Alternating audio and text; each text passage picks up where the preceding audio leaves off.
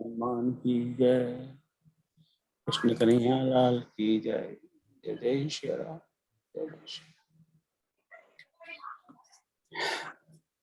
सो भाइयों बहनों, आपका फिर से स्वागत। आज 2 सितंबर 2021, ठीक है। तो इससे पहले कि अपनी कथा शुरू करें, आपकी कोई टिप्पणी, कुछ कमेंट पिछले क्लास के बारे में और कोई भी अन्य क्लास से रिलेटेड इस पर आप कुछ कहना चाहें? So as we have requested, please keep your system mute, क्योंकि अभी देखिए कहीं से आपको कुछ आवाज आ रही है, क्योंकि जरा सी भी कहीं से, और जरूरी नहीं है कि आपकी आवाज हो। पिछवाड़े में कोई कुत्ता भी थोड़ा भौंक रहा होगा, उसकी आवाज आएगी। अब उसको, आप कुत्ते को तो बंद नहीं कर सकते, अपने आप को बंद कर लो भाई। तो जस्ट कीप योर, ताकि वो अननेसेसरी आवाज ना आए ना पीछे से। कई बार आई कैन म्यूट पीपल, कई बार वो मेरे से नहीं होता है। सो है कोई किसी की टीका टिप्पणी, कोई सजेशन पिछले क्लास का? क्या कुछ नहीं, चलिए बाद में कुछ। हाँ बताइए। हाँ, पिछले क्लास में जो अपने मूलतः जो चौपाइयां या दोहों के साथ में कुछ जो संस्कृत के श्लोक वगैरह जो साथ साथ में, जैसे सहन ओम सहना भवनतु वक्रतुंड महाकाय, ये इस तरह के जो मुझे लगता है कि बहुत अच्छे बीच बीच में एक हमको सुभाषित और ये चीज आएंगे, ये बहुत बढ़िया हमको लग रहा है इसके साथ में। Okay, very good, thank you. So let me, मैं पिछला वाला सेशन ही स्टार्ट करता हूँ अभी। क्योंकि आज कुछ लोग नए जुड़े हैं, तो I will very quickly go over what we did last time, very quickly, क्योंकि नहीं तो उसी को पुनरावृत्ति करेंगे तो फिर आज कुछ नया काम नहीं होगा। तो शेयर स्क्रीन अभी we have 25 people, that's good. Okay.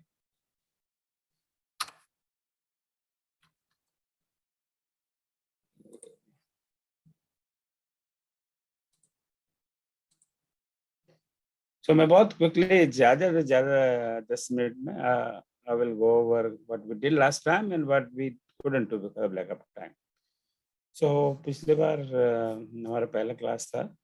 So we talked about कि कोर्स ग्रुप रेखा क्या है, इसका उद्देश्य क्या है, इसके डिस्क्लेमर क्या है, वो मैं दोबारा कह देता हूँ जो नए लोग हैं। ठीक है भाई, मैं कोई विषय का कोई ज्ञानी विज्ञानी नहीं हूँ। हम लोग सब साथ में हैं, इसको पढ़ेंगे, साथ में इसका अध्ययन करेंगे, सब साथ में एक दूसरे से। तो I am not subject expert. तो आप किसी को भ्रम में हो गया, आप किसी विद्वान के सामने बैठे हो, तो ये भ्रम में अभी दूर कर देता।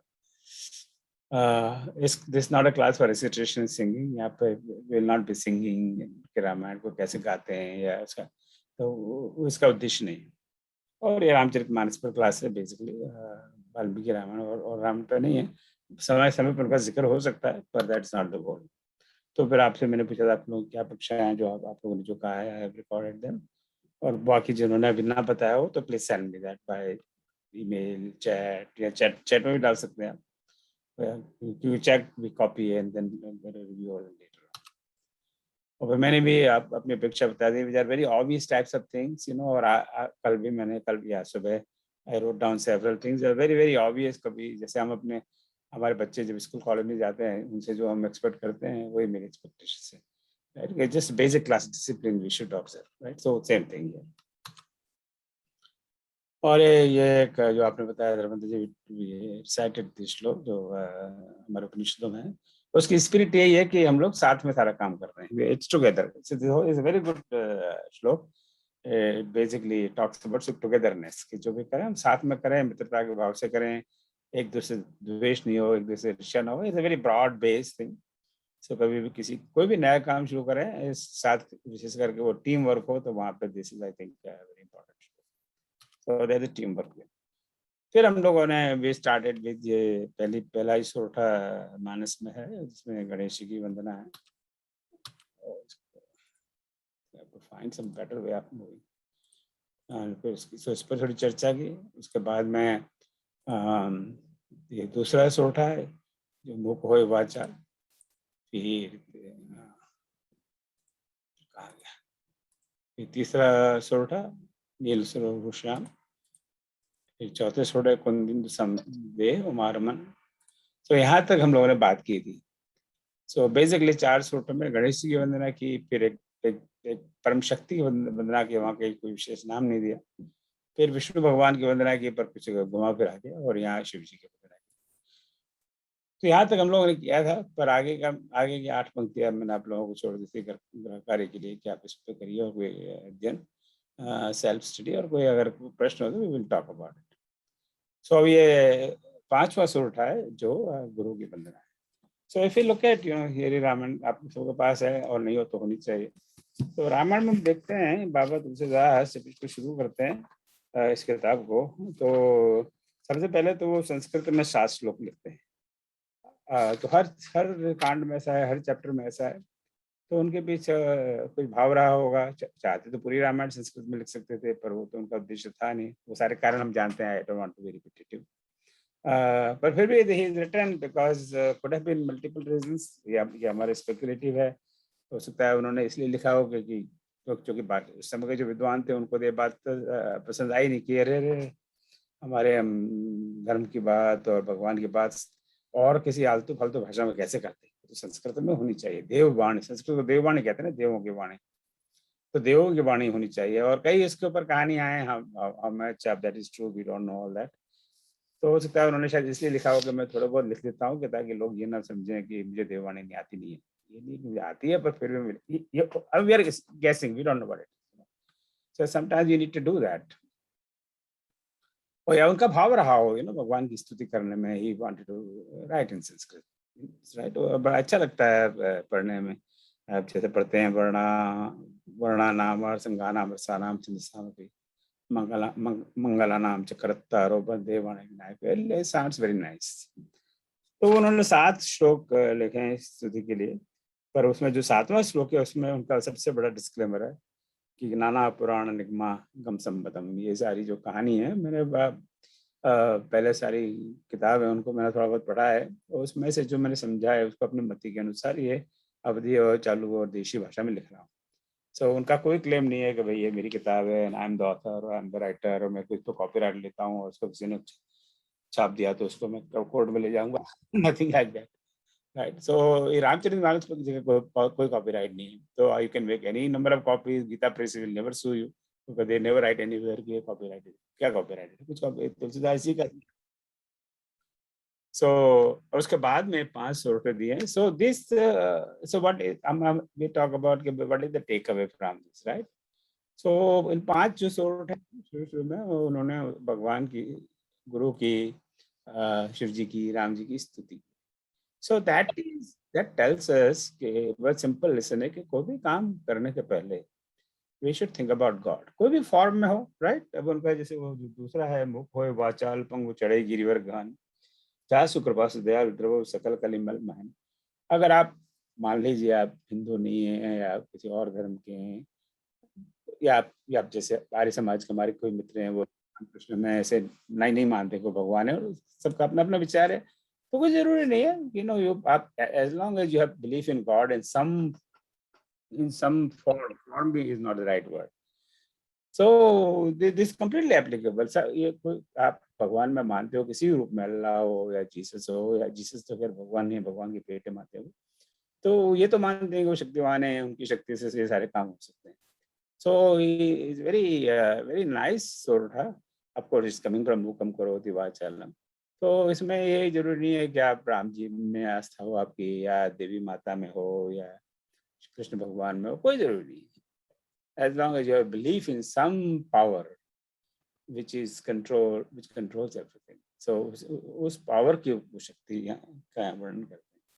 So we need to the lesson is that which is in our life, practical life is that कभी भी कोई नया काम शुरू करें, प्रोजेक्ट शुरू करें, अभियान शुरू करें, यात्रा शुरू करें, नई जॉब शुरू करें, नया व्यापार शुरू करें, I think we need to remember and pray all those whom we believe in. वो जरूरी नहीं है कि भगवान ही हो, परम पिता ही हो, it could be your own parents, right? your teachers you taught in your school, you know, we are today because of them. मैं तो ये मानता हूँ, मेरे जीवन में तो भगवान ने मुझे बहुत बार दर्शन दिए। कभी वो ऊपर धनुष बाण लेके आए या चक्र लेके नहीं आए। They came just like you, just like we are right now in a human form. So they are always there with us in some form. And I have experienced in my life many times, at certain times in life, बचपन से लेकर अब तक, जब life was taking to some uncertain turn, then somebody he sent to guide me and help me. And I have lots of such. क्या हुआ, video मेरा चला गया? Can you see me? नहीं, आपका वीडियो ऑफ हो गया सर। ये ऑफ हो गया, पता नहीं कैसे ऑफ हो गया इसका, नो आइडिया, मैंने कुछ किया नहीं, शायद अच्छे के लिए हुआ हो, मेरा क्या चेहरा दिखना ऐसा।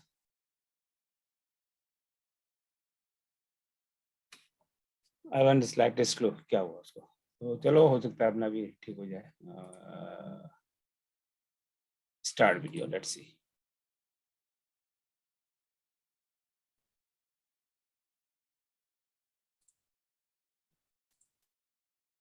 अच्छा, कुछ there some issue with my camera here, एक बात ऐसा बन रहा है।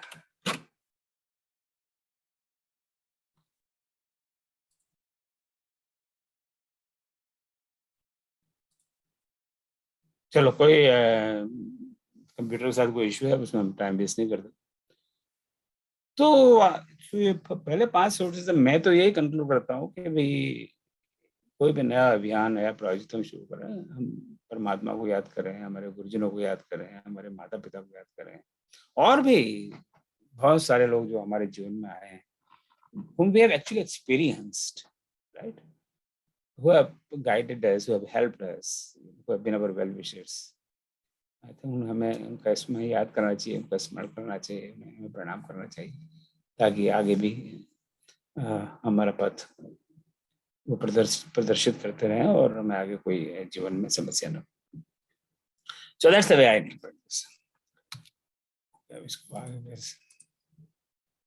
So ये जो 5वां स्रोत है, बंदों गुरुपद कंज कृपा सिंधु निरूप हरे महामोहतम पुंज जास वचन रव करने कर।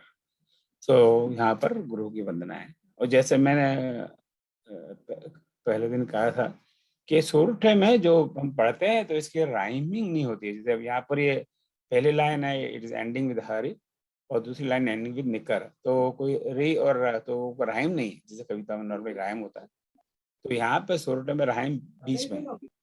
तो बंदो गुरुपद कंज महामोहतम पुंज, तो अंज इज द राइमिंग वर्ड, कंज अंज, क अंज, पो अंज, पुंज, कंज पुंज। तो ये अभी भी मैं देखता हूँ, अभी जब हम लोगों ने सुंदरकांड किया था, सुंदरकांड नहीं, श्रावण मास पारण किया था कुछ दिनों पहले, तो कुछ लोग ऐसे पढ़ते थे छोटे को कि उसको उल्टा पढ़ेंगे, उसको ऐसा पढ़ेंगे, कृपा सिंदर रूप हरि बंदों गुरुपद कंज जास भजन रव करने कर महामोह तम पुंज, इस तरह उल्टा पढ़ेंगे। सो मैं फॉलो करता था, I used to get lost कि ये कहाँ पढ़ रहे हैं, क्योंकि ऐसी तो कोई लाइन है ही नहीं। सो उस तरह का पढ़ना मैं मानता हूँ कि गलत है, क्योंकि अगर ऐसा ही तुलसीदास जी चाहते कि ऐसे पढ़ना है तो वो ऐसे लिखते, why would he write like that, क्योंकि ये डिफरेंट मीटर है, डिफरेंट छंद है। So I want to repeat that again यहाँ पर भी आप सबके सामने कि इसको अगर हम उसको पढ़ नहीं पा रहे हैं, गा नहीं पा रहे हैं, तो ठीक है, कोई बात नहीं, पर गलत तो ना पढ़े। So we have to read it like that. कुंद समदेह जाह दीन पर ने, इस तरह। अब यहाँ संयोग से एंड में राइम हो रहा है अयन मयन, तो वो it's a matter of coincidence. तो दिस एक्सप्लेनेशन ऑफ दैट, सब इस पर हम लोग नहीं जाएंगे, बहुत टाइम लग जाएगा। और उसके बाद में we are skipped several lines, वो तो हम अब स्किप करना ही पड़ेगा, क्योंकि हम तो पूरी रामायण तो पढ़ नहीं सकते। सो दिस इज, अगर आप मुझे कहें कितनी 12,500 जितने लाइन है, उसमें one single line you have to pick just only one line in the entire Ramayana, then I will pick up this line number 11. मेरी व्यक्तिगत पसंद है, सिया राम मैं सब जग जानी, करहु प्रणाम जोर जुग पानी। that इसका मतलब कि है, मैं सारे जग में, सारे विश्व में मैं जानता हूँ, जान कर की वहाँ सीता और राम मौजूद है। और ये जानकर मैं आपको हाथ जोड़कर, जोर जुग जुग यानी दोनों पानी यानी हाथ, दोनों हाथ जोड़कर प्रणाम करता हूँ। So that means we see God in everyone in everything. This is the line. अब ये भाव अगर हम में जागृत हो जाए संसार में सब में, तो सारा संसार का क्लेश ही मिट जाए, है कि नहीं? तो सारे संसार में इतना क्लेश है, ईर्ष्या है, शत्रुता है, मारपीट है, द्वेष है, एक दूसरे को चीट करने की भावना है। अगर हम ये मान लें कि इसके सामने वाले के अंदर भी भगवान है, तो हम ऐसा गलत काम करेंगे ही नहीं। और फिर गलत काम करेंगे नहीं तो फिर मित्रता बढ़ेगी और द्वेष से आपस में बढ़ जाएगा। सो this is a very fundamental most important अब ये व्यक्तिगत ओपिनियन है। आपके आपके सबसे मनपसंद चौपाई या लाइन की और हो सकती है। अगर उसमें मेरा कोई विद्रोह नहीं है मैं कोई आर्ग्यूमेंट नहीं करूँगा, नहीं तुम्हारी लाइन गलत मेरी लाइन सही, तो फिर मैंने इस लाइन से क्या सीखा कि आपके अंदर भी वही भगवान विराजमान है और आप एक अलग तरह से देख रहे हो, मैं अलग तरह से देख रहा हूँ। तो ये सब इट्स वेरी इंपॉर्टेंट लाइन, हे परमात्मा। मुझे मुझे इतना ज्ञान तो जरूर है कि ये आप सब जगह व्याप्त हो, हर किसी व्यक्ति में व्याप्त हो, हर प्राणी में व्याप्त हो। और ये जानकर मैं हर किसी को प्रणाम करता हूँ। तो करो प्रणाम मुझे। तो वो तुलसीदास जी हर किसी को प्रणाम करते हैं। और बालकांड के फर्स्ट हाफ में तो वो यही करते चले जाते हैं, हर किसी को प्रणाम, हर किसी को नमस्कार, संतों को वंदना, असंतों को वंदना, जो संत नहीं उनकी भी वंदना। अब दुष्टों की वंदना कौन करता है? और उनकी भी बड़ी वंदना करते हैं। Unfortunately we will not have time. So मेरी एक एक्सपेक्टेशन आपसे ये है कि जो स्किप कर रहे हैं लाइंस, जो इस किताब में नहीं है, यू स्टडी योरसेल्फ, तभी आनंद आएगा इसका रामायण पढ़ने का। उसमें टाइम लगेगा, you need to invest time. पर इसकी बीच की लाइन अब जो शुरू की उससे आठ दोहे तक हमने बहुत सारी 60-70 लाइन स्किप कर दी है। So you read yourself, you understand yourself, and that will really you will have a complete knowledge of Ramayana. So you'll have more knowledge than I have, and I have zero. So everybody has more knowledge than me. So that I will suggest. So करें चाहूँ राम रघुपति गुण का, लघुमति मोर चरित हुआ है। ये मेरा मन का भाव है कि मैं भगवान रघुपति के गुणों की कथा कहना चाहता हूँ। I want to talk about it. हालांकि मेरी बुद्धि लघु छोटी सी है। ये हमेशा विनम्रता जो तुलसीदास जी, उसका कोई कंपेरेटिव मैंने तो आज तक दिखा नहीं जो इतना विनम्र हो। इतनी बड़ी मोटी किताब लिख दी, 500-450 साल बाद भी उसको आराम से पढ़ रहे हैं, लाखों लोग पढ़ रहे हैं, लाखों लोग समझ रहे हैं। आप लोग अपना समय निकाल के इस क्लास में आ रहे हैं। तो इस किताब में ऐसी तो कोई बात है कि जो हमें अभी भी अट्रैक्ट करती है। और वो अपने आप को कह रहे हैं लघुमति मोर, मेरी मति तो बहुत छोटी सी है। So again, we'll not go over line by line or word by word, क्योंकि I left that for you. So यहीं मैंने उसको हाईलाइट किया, बुद्धि बहुत, तो बार बार ये इसको तुलसीदास हम याद दिलाते हैं, विनम्रता का जो ज्ञान लेसन है, he tells us. वो हमें नहीं कहते कि तुम विनम्र बनो, he doesn't give lectures. He wants us to follow by example. He sets an example, right? वो तुलसीदास बड़ा।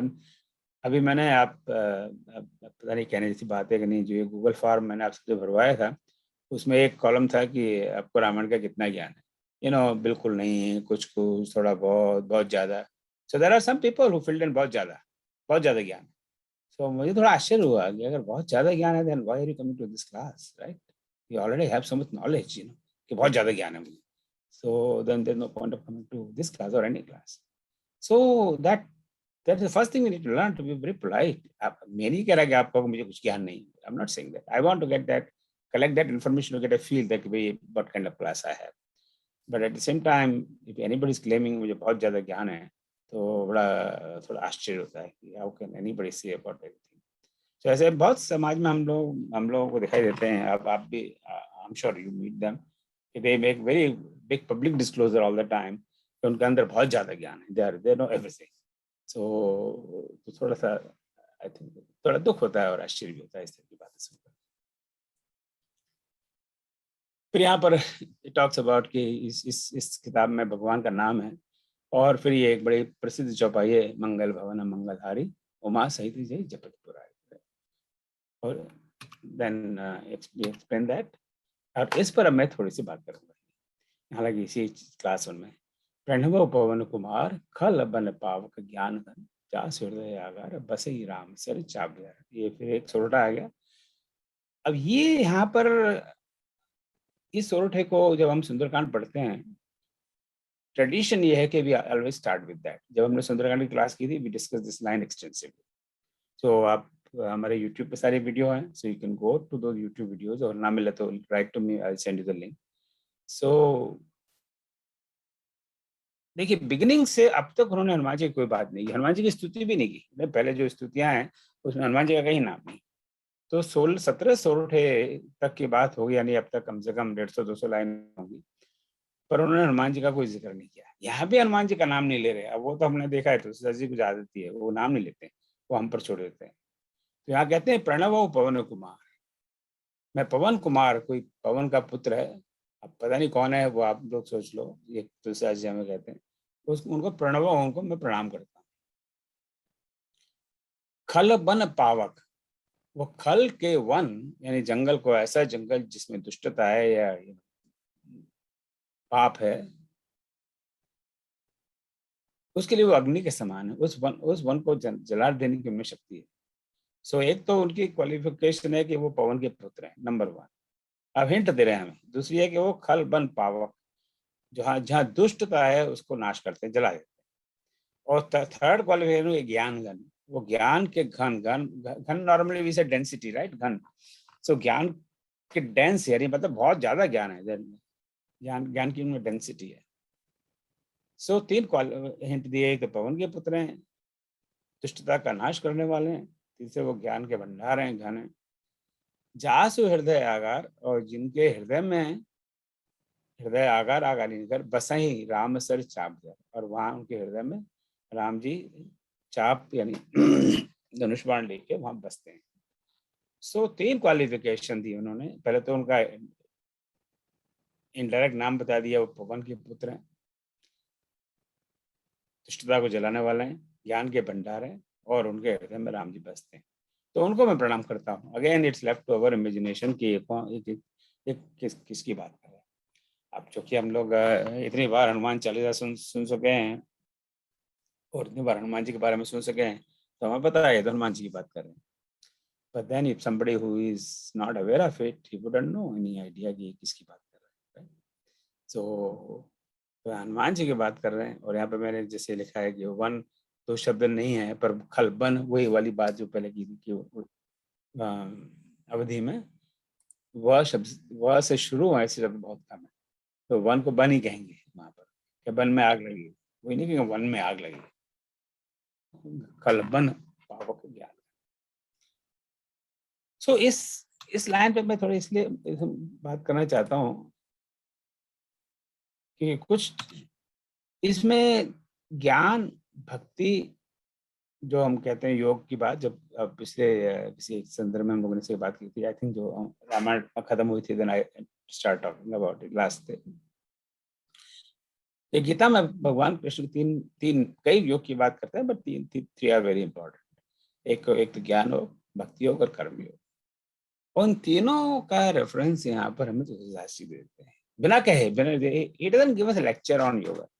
वो कहते हैं कि ये जो बंदा है, इसकी बात कर रहा हूँ कि खलबन पावक, यानी वो करने वाला है, वो काम करता है। क्या काम करता है? कि दुष्टता का और दुष्टों का नाश करता है। सो ही इज डू, वो कर्म योगी है। और बैठा ये नहीं कि बैठे बैठे राम राम राम राम माला लेके जपता रहे, वो ही डजंट डू दैट। वो कुछ करता है कि जहाँ उसको लगता है कि यहाँ गलत काम हो रहा है, यहाँ दुष्टता है, यहाँ पाप है, उसका वो नाश करता है। सो ये कर्म योग की बात है। ज्ञान घन, ज्ञान के भंडार है। ये तो बिल्कुल स्पष्ट हो गया कि वो ज्ञान योगी भी है, वो कर्म योगी है, वो ज्ञान योगी है, और सबसे ज्यादा वो भक्ति योगी, हमेशा राम जी वास। सो तीनों योगों को, जिसके पीछे भगवान कृष्ण को अर्जुन को समझाने के लिए 700 श्लोक की आवश्यकता पड़ी। हालांकि 700 श्लोक उन्होंने कहे नहीं, कुछ अर्जुन ने कहे, और इतनी कठिन भाषा है हमारे तो भैया बस के बाहर है गीता को पढ़ना और समझना। तुलसीदास जी ने वो तीनों योगों को एक सोरठे में लपेट लिया। जस्ट थिंक अबाउट इट कि कितने उच्च कोटि के विद्वान तुलसीदास जी रहे होंगे। तीनों अब वो हम that is something we have to extract, उन्होंने डायरेक्टली कहा है नहीं। सो काफी कुछ चीजें जो तुलसीदास जी हमें डायरेक्टली नहीं कहेंगे, वो हमें उपदेश नहीं देते, it doesn't give us lectures. वो तो कहा नहीं, वो तो क्या, मैं रघुपति गुण गाहा, उनकी कथा जो गाथा को मैं गाना चाहता हूँ अपने मन मतलब के लिए, अपने स्वांत सुखाय के लिए, अपने आनंद के लिए। और तब ये बात करते हैं, अब इससे आप समझ लो कि मैं क्या कहना चाहता हूँ। मैं ये कहना चाहता हूँ कि 3 तरह के योग हैं, भक्ति योग, कर्म योग और ज्ञान। So this sortha is very important. इसलिए सुंदरकांड जब हम शुरू करते हैं,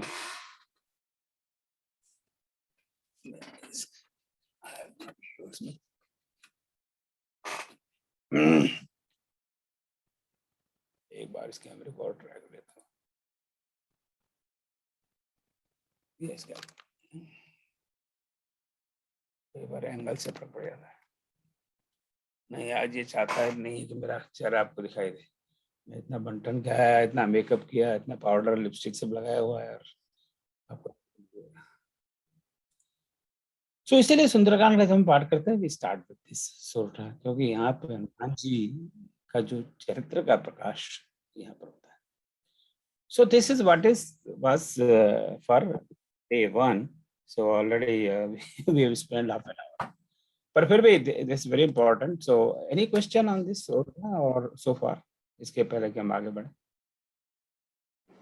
एक छोटी सी चीज ऐड करना चाह रहा था। अभी जैसे आपने बात किया कि इसमें वन यूज किया है तुलसीदास जी ने और वन नहीं लिखा है, तो मैं अभी जस्ट देखा कि वैसे शुरू होने वाले शब्द पूरी रामचरितमानस में केवल 32 शब्द हैं, 32। हाँ, नहीं, वो 32 भी हैं, और 32 में भी many of them are just in shlokas. हाँ, हो सकता है, बिल्कुल। इफ यू गो देयर कि उसमें से बहुत सारे श्लोक में, अब उनको भी आप निकाल दो, फिर बाकी जो बच्चे हैं उसमें से भी most of them are as part of stuti. ये शंकर भगवान शिव जी की स्तुति कर रहे हैं, वो छंद है। तो अब मैंने जैसे पिछली बार भी कहा था, शंकर भगवान कोई जब स्तुति कर रहे हैं तो वो थोड़ी बहुत शुद्ध हिंदी का प्रयोग किया। बिल्कुल, तो वो अगर संस्कृत के ही शब्द हैं, ज्यादातर जो हैं वो संस्कृत में है, तो संस्कृत उनको, के शुद्ध हाँ, है। तो वो श्लोक में है, तो उनको सब निकाल दो, तो hardly any words left which start with one. So this is what happens. Okay, any other question? Sir मुझे संत और असंत को लेके वो ध्यान आ गई बात, जहाँ पे वो लिख रहे हैं कि संत और असंत दोनों दुख देने वाले हैं। जब भी मैं पढ़ता हूँ उसे चौंक जाता हूँ। उसके बाद वो एक्सप्लेन करते हैं कि संत जब जाते हैं तब दुख होता है और असंत जब आते हैं तब दुख होता है। वो बड़ी हाँ, सुंदर बिल्कुल। बात है सर। नहीं, ये वो उनकी कवित्व है ना, एक ही लाइन के जी अंदर उन्होंने दोनों जी। के गुणों को बता दिया है। हाँ, ये बहुत सुंदर है वो। तो ये तो वही तो उनकी खूबी है। तो मतलब वो साहित्य निंदा की नहीं कर खैर रहे। इससे बड़ी रचना मैं तो नहीं समझता कि पिछले 500 साल 1000 साल में किसी ने की होगी। अब देखिए ना, वो ऐसा कहकर कि एक मिलता है जब दुख देता है, और एक जब चाहता है जब दुख देता है, दुख तो देता उससे है। उन्हें इंटरनेटली तो उनको उसका करेक्टर का रिवील कर दिया कि हमसे दूर ही रहो भैया, क्योंकि वो आएगा तो दुख देगा। पर है, फिर भी कि उसकी निंदा नहीं किया। दिस इज जी ब्यूटीफुल। अगर we know lot of people समाज में हमें मिलते हैं जो हमें बहुत पसंद नहीं है किसी कारण से, राइट? तो पर जरूरी नहीं है कि हम क्यों उनकी निंदा करें। देयर आर सब beautiful ways of saying it. अब ये किसी असंत के सामने ये चौपाई गाई जाए तो वो खुश हो जाएगा, अरे वाह मेरी वंदना कर रहा है। उसको तो समझ में नहीं आएगा कि वो क्या कह रहा है, कि यही राइट। तो ये एग्जैक्ट। उनका एक बुद्धिमानी है, कि चातुर्य है। आई वो consider this as a word of wisdom coming from this, कि बड़े चातुरता से उस बात को कह जाते हैं, ताकि सामने वाले को बुरा भी ना लगे और बात भी कह दी आपने। तो ऐसे ही सर, जो अभी आपने बताया हाँ कि जी, गीता की भक्ति ज्ञान और कर्मयोग का, ऐसे इसी के आगे जो नेक्स्ट 19 नंबर का जो दोहा है, उसके ऊपर की पहली 2 लाइन में पूरा मांडू को उपनिषद कह दिया उनने। बंदौ राम नाम रघुबर को, हेतु प्रशान भानु हिम कर को, विधि हरि हरमय वेद प्राण सो, अगुण अनुपम गुण निधान सो। पूरा जो मांडूक उपनिषद है उसमें शब्द की जो व्याख्या की, शब्द शक्ति के बारे में जो बात करी है, उन्हें एक चौपाई में कह दी पूरी बात। अब इसलिए तो वो कहते हैं नाना पुराण निगमागम, राइट? तो क्या भाई, कि वो सारे, अब हमें सारे पुराणों को पढ़ने की, आपको बस समय है उपनिषदों को पढ़ने के, समझने को जरूर पढ़िए, मैं कोई नहीं कह रहा मत पढ़िए और समझिए। पर अगर समय नहीं है तो मैं नहीं मानता कोई जरूरी है उनसे वो पढ़ना। वो सारे उनका निचोड़ तुलसीदास जी ने हमारे लिए सारा काम कर दिया है, राइट? हमें we don't have to reinvent the wheel, जैसे कहते हैं कि हमें क्या, हम तो वैसे ही आलसी जीव हैं। और मैं अपनी बात कर रहा हूँ, जितना कम से कम पढ़ना पड़े उतना अच्छा, ना पढ़ना पड़े तो और भी अच्छा। पर चलो ठीक है, थोड़ा बहुत पढ़े लेते हैं, नहीं तो लोग बाग समझते हैं कि बड़ा गंवार आदमी है। तो इसी में सारे उपनिषद और गीता का संदेश है। बिल्कुल, वो अभी ध्यान भी मेरा ऐसे ही गया, मैं ओम के बारे में हाँ, जानकारी ले रहा था तो मेरा पढ़ना हुआ उसको। तो जब मैं जो आपका ये किया तो तब मैं इसको पढ़ रहा था, तो मैंने कहा भाई वहां तो, हालांकि उसमें भी ज्यादा नहीं है, मेरे ख्याल से 9 या 12 श्लोक हैं, बस ज्यादा नहीं है, मगर वो तो उतनी बड़ी पुस्तक है, यहाँ तो 2 लाइन में उन्होंने वही बात जो हाँ, सारी उसमें कह दी है पूरी की पूरी। और बार बार ये हमें आगे देखने को मिलेगा। हम्म। चलो ठीक है, अब आगे बढ़ते हैं। Any other question, comment? ये एक जानकारी लेना था, आपने जो वर्ड्स लिखे हैं, जैसे आपने लिखा जुग, फिर उसके ब्रैकेट में 56, पानी, फिर ब्रैकेट में 34, हाँ, वो तो ब्रैकेट में हाँ, वो ब्रैकेट में नंबर है द्विवेदी जी, वो कितनी बार रामचरितमानस में वो काउंट है। अच्छा, हाँ, और उसके लिए वो लिखने का कारण ये है कि जो शब्द बहुत बार आया है उसको हम अक्षर समझ लें तो बार बार हमें फिर देखना नहीं पड़ेगा, क्योंकि भाई यार जुग का मतलब यही होता है, तो बार बार why we have to go back. तो चलिए अब दूसरा क्लास का शुरू करते हैं अभी।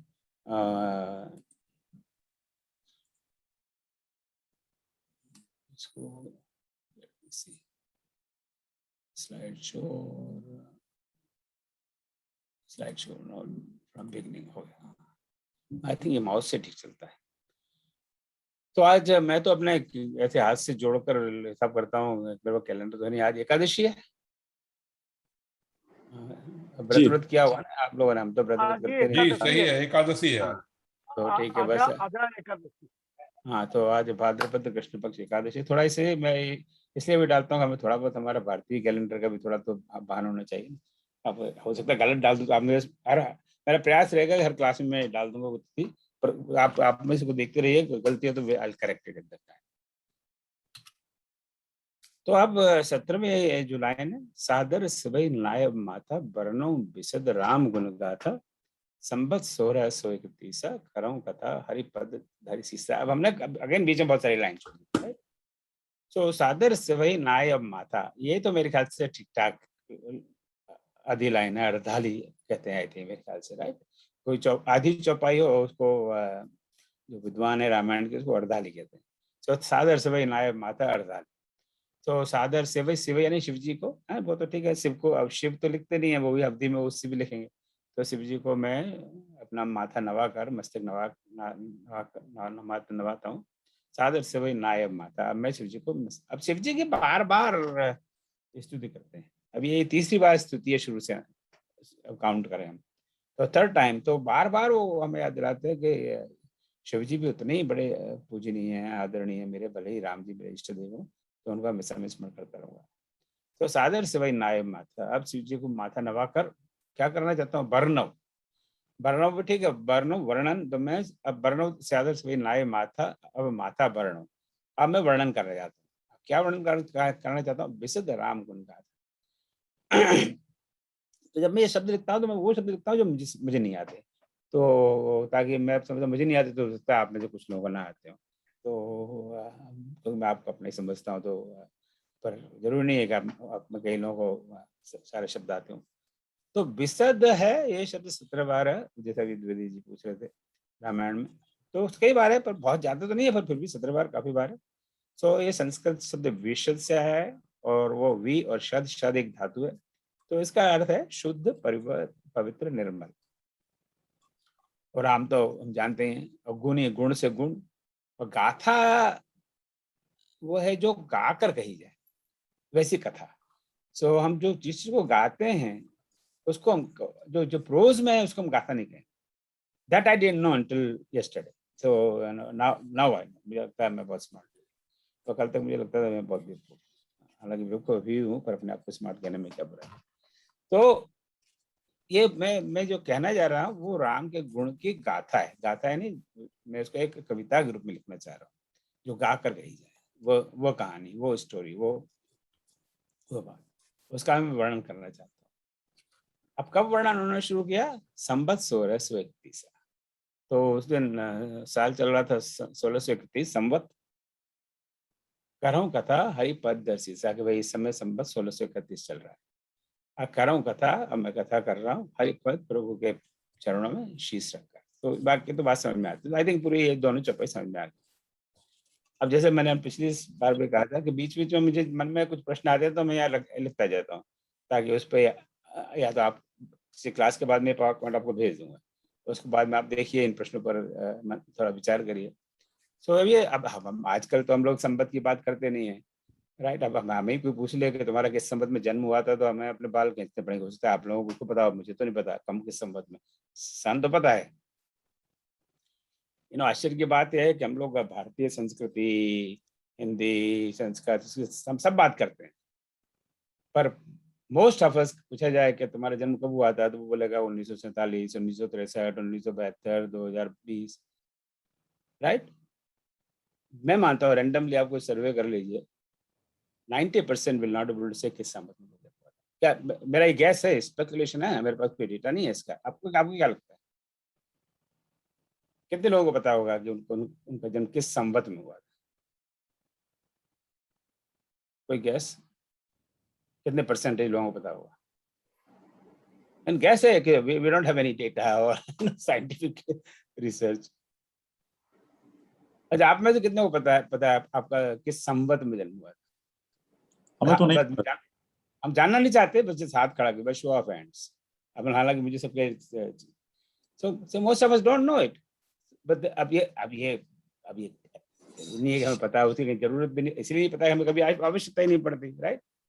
अब हम कोई फॉर्म भरे हैं, उसमें डेट ऑफ बर्थ और हम वहाँ लिखते हैं कि चतुर्दशी क्या फागुन का महीना संवत 2022, तो फॉर्म रिजेक्ट हो जाएगा कि क्या लिखा है राइट। क्या है, आप पासपोर्ट के लिए एप्लीकेशन करें आप भारत सरकार को, हमारे पास भारत सरकार, अब बीजेपी की सरकार है, भारतीय संस्कृति की बड़ी बात है। Can we write our birth date in by this calendar, passport की application, it will be rejected by government of India. That ये वास्तविकता है, राइट। से हम छोटी छोटी बात थी ना, अगर हम भारतीय संस्कृति की बात करते हैं, सनातन धर्म की बात करते हैं, और ये बात करते हैं कि मुसलमान ने किया और हिंदुओं ने ये किया, तो हमें तो हमारी जन्म तारीख ही नहीं पता और जन्म साल ही नहीं पता कि साल में पैदा हुआ, then we really have no right to talk like this, honestly speaking। we have no right to talk, to criticize others and talk about कि हम बड़ा झंडा लेके घूम रहे हैं संस्कृति के प्रमोशन के लिए। so हमें अंग्रेजी से कोई विरोध नहीं है, it's the most popular way of writing your date of birth, but we should also know कि किस संवत में हम जन्मे। तो संवत 1631 में इन्होंने, मैं लिखना प्रारंभ कर रहा हूँ। सो उस समय अब क्रिश्चियन ईयर कौन सा हुआ होगा, आई डोंट नो। तो अब ये this is you can do some calculation and find out कि कब हुआ। अभी कौन सा संवत चल रहा है?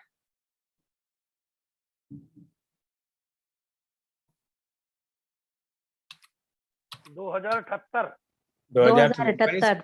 पहले ही स्लाइड में था 2078। तो हाँ। अब आप गूगल में जाकर पता लगाइए कि सब तुलसीदास जी ने रामायण लिखना शुरू किया तब कौन सा साल था इन इंग्लिश कैलेंडर। अब ये खत्म कब हुआ? ये उन्होंने ये तो कह दिया कि मैं लिखना शुरू कर रहा हूँ, पर जब ये पूरी रामायण खत्म हो जाएगी तो ये कहते नहीं कि आज ये तारीख है और आज मैं खत्म कर रहा हूँ। कितना समय लगा उनको? 2-4 महीने में कितने समय में उन्होंने रामायण को पूरी की? Any idea? 2 वर्ष 7 महीने। 2 वर्ष 2 वर्ष कुछ माह है, माह एग्जैक्ट याद नहीं है। हाँ, 2 वर्ष 7 महीने 26 दिन। 2 वर्ष 7 महीने 26 दिन, जब राम विवाह के दिन, उस दिन उन्होंने रामायण लिखना, उनका रामायण लिखना खत्म हुआ। These are small trivia thing, कोई इसका कुछ जानना जरूरी नहीं है, पर हम भी तो बताना चाहते हैं ना कि हमें बहुत ज्यादा ज्ञान है, but it's really not very important, but some things that I think are, अगर हम रामायण पढ़ रहे हैं we should be familiar with। So 1631 में लिखना शुरू किया, तो अभी बस सिर्फ 3 साल बाद उनका 1631 प्लस 450 कितना हुआ टोटल? लगाओ फटाफट से कोई क्विकली। 16 2081, राइट। सो 2081 में will be the 450th anniversary of his writing of Ramayan and it will be big event. So क्योंकि जब रामनवमी आएगी 2081 में, अकॉर्डिंग टू इंग्लिश कैलेंडर, यानी 3 साल बाद करीब करीब, या 2.5 साल बाद करीब, तब उस समय तुलसीदास जी के रामायण लिखने 4.5 वर्ष वाली एनिवर्सरी होगी, and it will be very big event, you know. और आप कहेंगे ये क्या, how did you think of it? मेरी कोई स्मार्टनेस नहीं है। जो यहाँ पर हमारे प्रोफेसर हैं फिलिप लटगेंडोर्फ, उनसे मैंने कहा कि आप मेरी जो किताब है रामायण रामचरितमानस 1008 पंक्तियों में, उसके बारे में आप जरा आमुख लिखिए। तो he wrote that in that आमुख। एक अमेरिकन प्रोफेसर है Philip Lutgendorf, he is looking forward to that date कि 450 जब ये जयंती आएगी, तो it will very big event. Okay,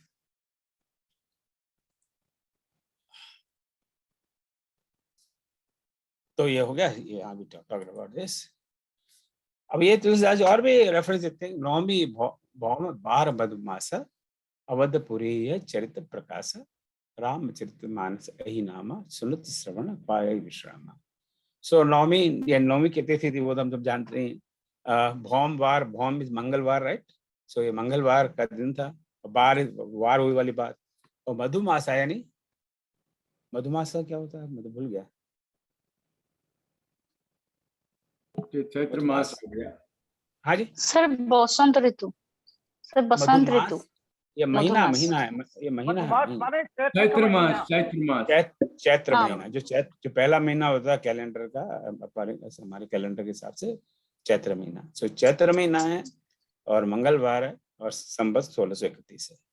सो चैत्र महीना तो कब नौवीं, तो राम जन्मी, तो जिस दिन राम भगवान का जन्म मानते हैं, रामनवमी कहते हैं, तो उस दिन उन्होंने लिखना शुरू किया। और कहाँ शुरू किया? अवधपुरी। या जब ये बिंदी लगाते थे, that implies most of the time मैं, अवधपुरी में। तो अवधपुरी में यह चरित्र प्रकाश। तो ये अवधपुरी में ये इसका प्रकाशन डजंट मीन पब्लिकेशन। तो उस दिन ये प्रकाशित हुआ, मतलब आई स्टार्टेड दैट डे। और इसका नाम है रामचरितमानस ही नामा। तो ये जो किताब मोटे से आप लोग पढ़ रहे हैं, उसका नाम रामचरितमानस है। वैसे तो हमें पता है इसका नाम रामचरितमानस है, फिर वो मुझे याद दिला रहे हैं इसका नाम रामायण नहीं है, रामचरितमानस है, ध्यान रखना भैया।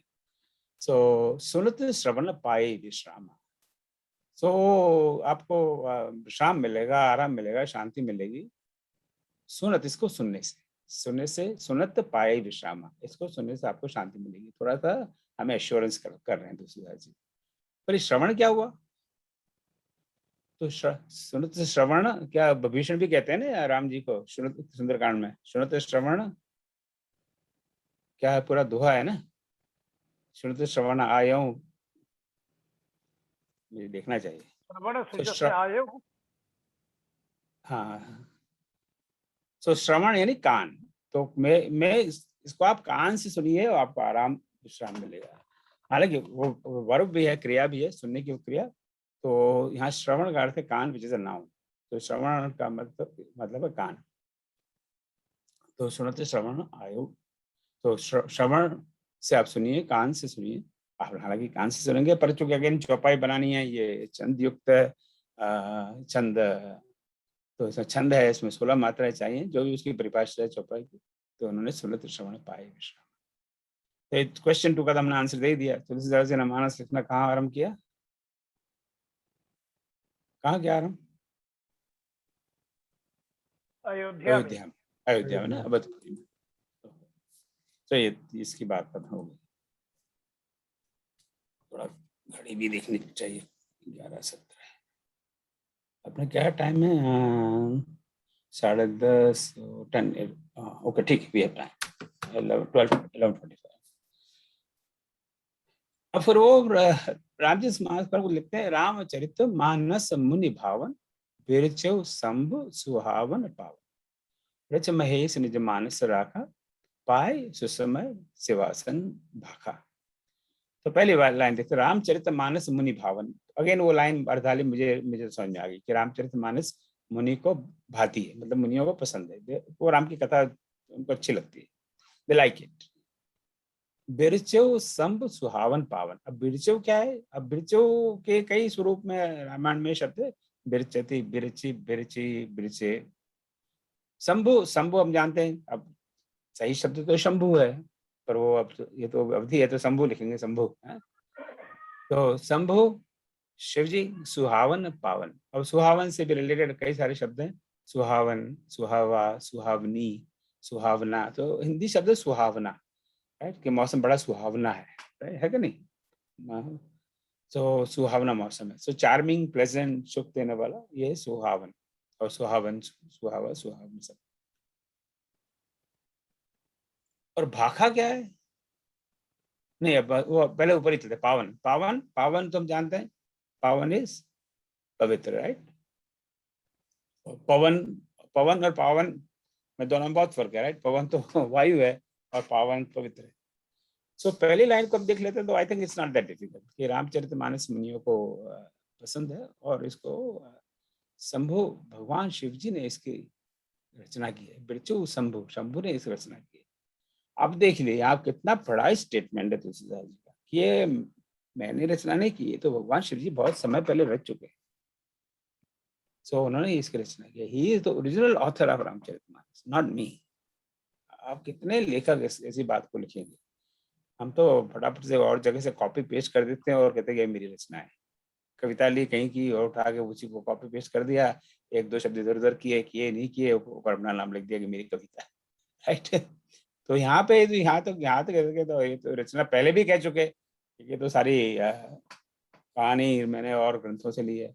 अब यहाँ तो ये कहेंगे ग्रंथ लेके भी तुलसीदास जी ने रामचरितमानस की रचना। So it keeps coming again and again with his politeness, क्योंकि इसमें मेरा कोई योगदान नहीं है, तो शिव जी ने रचना की है। रच महेश निज मानस रखा। अब रचना करके हम लोग क्या करते हैं, अभी रचना करके फटाफट फेसबुक पे डालेंगे, सब दोस्तों को भेजेंगे, ईमेल में डालेंगे, और फिर फटाफट कहीं इसका प्रकाशन हो जाए, ताकि वो सब वाह वाह वाह, ओम प्रकाश गुप्ता ने कितनी बढ़िया कविता लिखी है। आप शिव जी ने लिख के चुपचाप अपने मानस में रख दिया, किसी को बताया तक नहीं। मानस क्या है? मानस सब शब्द तो बहुत जगह आएगा, राइट, रामचरित मानस ही है। सो मानस का मन में, उन्होंने अपने मन में रख लिया। तो शिव जी भी और भी एक स्टेप आ गए हैं। वो तो अब चलो वो तो भगवान है, तो उनकी बात अलग है। तो वो भी एक मानस की रचना की और मन में रखा, किसी को बताया। रच महेश निज मानस राखा, पाए सुसमय शिवासन भाखा। और सुसमय यानी कोई अच्छा समय आया, जब उनको लगा कि ये समय ठीक है, तब उन्होंने उसको भाखा, तब उसको कहा। किसको कहा? शिवा को कहा। अब शिवा कौन है? शिवा इज शिवा। तो आप यहाँ यानी नीचे आप देख, you can see that Shiva. तो Shiva is coming from Shiv, Shiv की शक्ति। तो पार्वती जी के लिए, उमा के लिए हम शिवा शब्द का प्रयोग करें। तो जब राइट टाइम आया, तब उन्होंने पार्वती जी को ये रामचरितमानस सुनाया। अब यहाँ पे जस्ट टेक अवे, जो कहते हैं ना बार बार किसी मतलब क्या जीवन में उपयोग है भाई, तो अगर कोई आपके पास चीज, तो वो सही समय पे सही व्यक्ति को कहनी चाहिए। ये नहीं कि कोई समय ठीक ना हो या व्यक्ति ठीक नहीं हो, आप कहे जा रहे हैं। तो भैंस के आगे बीन बजाई वाली एक कहावत है, उस तरह की बात हो जाएगी। तो अपने बीन है उसको आप संभाल के रखिए, हर जगह मत बजाइए और हर किसी के सामने मत बजाइए। सही समय पर सही व्यक्ति के सामने ही हमें बीन बजानी चाहिए। Again he is not giving us A lecture, ये हम एक्सट्रैक्ट कर रहे हैं उनकी बात से। शिव जी ने इतनी बड़ी चीज लिखी, तो कम से कम अपनी पत्नी को तो बता सकते थे कि भाई अच्छा मैंने इतनी बढ़िया किताब लिखी है, पार्वती इधर आओ मैं तुमको सुनाता हूँ। तो उन्होंने पार्वती को भी नहीं बताया कि आपकी टाइम ठीक नहीं है, इसके समझ में कुछ नहीं आएगा, सही समय में मैं बताऊंगा। वो खुद सामने से खुद ही पूछेगी, तब मैं बताऊंगा, तब उसका एक ध्यान, तो बड़े ध्यान से सुनेगी। सो हम देखते हैं ना कि जो what are we learning, every line has a lesson. I am telling you, every line has a lesson. हर बात हर व्यक्ति को हर जगह हम नहीं कह सकते, सही समय पर सही व्यक्ति को कहनी चाहिए। तो अगेन यहाँ पे ये सारे प्रश्न रामचरितमानस ने रचना किसने की? हालांकि इसका आंसर तो तुलसीदास जी है, पर तुलसीदास जी इसको नहीं माने, नहीं तो शिव जी ने रचना की। शिव जी ने कब और किसे कथा सुनाई? तो शिव जी ने शिवा या पार्वती जी को सुनाई, पर कब सुनाई ये यहाँ बात नहीं। सुसमय एक अच्छे समय पे सुनाई।